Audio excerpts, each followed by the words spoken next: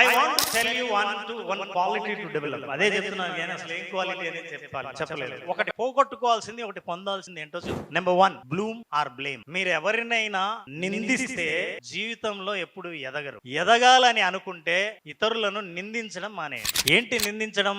చాలా మంది నా దగ్గర కౌన్సిలింగ్ వస్తుంటారు. చాలా మందికి నేను కౌన్సిలింగ్ చాలా చేస్తున్నాను. I was into care hospital psychotherapist. ముఖ్యంగా స్టూడెంట్స్ చాలా కాలేజెస్కి వెళ్ళాను. సార్ ఏంటయ్యా నీకు జాబ్ రాలేదు, ఇంటర్వ్యూకి అటెండ్ అయినా అంటే, సార్ చిన్నప్పటి నుంచి తెలుగు మీడియం, మా అమ్మ నాన్న అసలు చదువుకోలేదు, మాది పూర్ ఫ్యామిలీ సార్, మా ఇంట్లో ఎప్పుడు కొట్లాడుకుంటుంటారండి, మా ఇంట్లో డబ్బులే ఉండవు సార్. అసలు ఈ కంప్లైంట్ ఎంత దాకా వెళ్తుందంటే వాస్తవమే, అందులో అబద్ధం లేదు. కానీ మనం ఎప్పుడైతే బ్లేమ్ చేయడానికి కారణాన్ని ఎప్పుడు ఐడెంటిఫై చేస్తామో మన జీవితంలో మారడానికి కారణాన్ని తొక్కాం. ఇక మారాల్సిన మనం అవసరం లేదు. ఫర్ ఎగ్జాంపుల్ ఇప్పుడు చూడండి, ఎప్పుడైనా మీరు మ్యాథ్స్, ఇంగ్లీష్, ఫిజిక్స్ ఎగ్జామ్ రాసి వచ్చారనుకోండి, మీరు సరిగ్గా రాయలేదు. ఎవరైనా అడుగుతారు, అవును ఎందుకు సరిగ్గా రాయలేదని.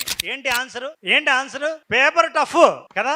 ఈ పేపర్ టఫ్ అనుకున్న వాళ్ళు ఏం చేస్తారంటే వెంటనే పేపర్ టఫ్ అని అంటున్న వాళ్ళ కోసం వెతుకుతారు. వాళ్ళు ఎతికి అడగడం కూడా ఎలా అడుగుతారు తెలుసా? అవును ఫిజిక్స్ టఫ్ కదా అని అంటారు. అంటే వాళ్ళు టఫ్ అనక తప్పదు. ఎవరైనా అబే ఈజీగా ఉంది అన్నారనుకోండి, ఆడితో ఫ్రెండ్షిప్ కట్ చేస్తారు. వీడు మరి ఓవర్ యాక్షన్ అంటున్నాడు, మనం టఫ్ అంటుంటే చాలా ఈజీ అంటున్నాడు. సో అలా టఫ్ అన్న వాళ్ళందరినీ ఒక అసోసియేషన్ ఏర్పాటు చేస్తారు. చిన్న క్లబ్ తయారైంది. వీళ్ళందరూ అంటే ఎందుకు చదవలేదంటే మన తప్పు కాదు.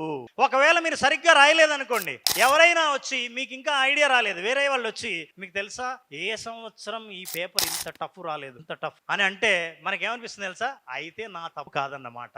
నేను ఇంకా చదవక్కర్లేదు, ట్యూషన్ వెళ్ళక్కర్లేదు, ట్రై చేయక్కర్లేదు, ఇంకా కష్టపడాల్సిన అవసరం లేదు, తప్పు నాది కాదు, పేపర్ దిద్దినవాడు. ఇక మన జీవితంలో మనకు తెలియదు ఎన్ని రకాల బ్లేమింగ్స్ ఉంటాయో. మనం ఎదక్కపోవడానికి, మార్కులు పెరక్కపోవడానికి, జీవితంలో పైకి రాకపోవడానికి, అనుకున్నది సాధించకపోవడానికి, లక్ష్యమే లేకపోవడానికి మనం కారణం కాదు. మనం కాకుండా ఈ ప్రపంచంలో చాలా కారణాలు ఉన్నాయి. కొంతమంది గవర్నమెంట్ తిడతారు, కొంతమంది ముఖ్యమంత్రి ప్రధానమంత్రిని తిడతారు, కొంతమంది దేవుణ్ణి తిడతారు, కొంతమంది జీవితాన్ని తిడతారు.